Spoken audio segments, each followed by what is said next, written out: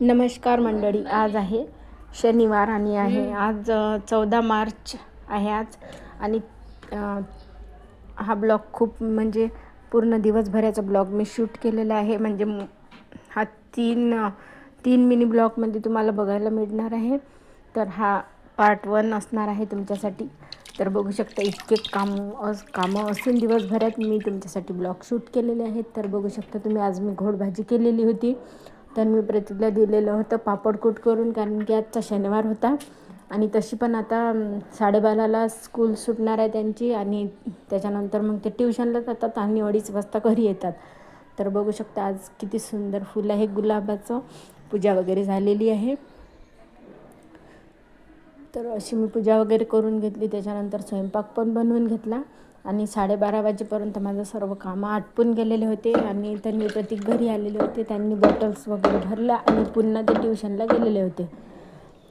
तर मग ट्युशनला गेल्यानंतर त्याच्यानंतर मी बाहेर गेली आणि अर्ध्या तासात वापस आली. म्हणजे मला पाईप आणायचा होता, पाणी भरायसाठी. पाईप तो फुटलेला होता, म्हणून मग मी पाईप आणण्यासाठी गेली होती आणि 1 वाजता वापस आली. त्याच्यानंतर जेवण वगैरे बनवून घेतलं.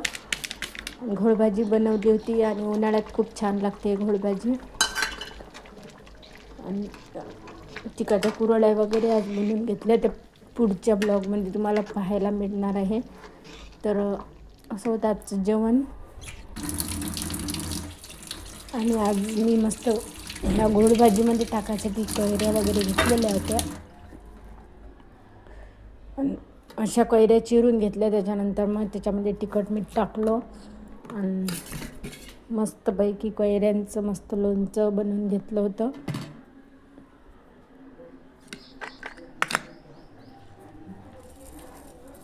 जेवणासोबत हे बघू शकता तुम्ही किती मस्त लोणचं झालेलं आहे आपलं.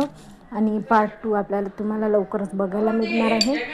हा आहे पार्ट 1, कारण की मिनी ब्लॉग तुम्ही बघत असता. जास्त मोठे ब्लॉग कोणी बघत नाही, त्याच्यामुळे मी मिनी ब्लॉगच टाकणार आहे. आणि याच्यानंतर मी तुम्हाला पार्ट 2 पण टाकणार आहे आणि पार्ट 3 पण टाकणार आहे.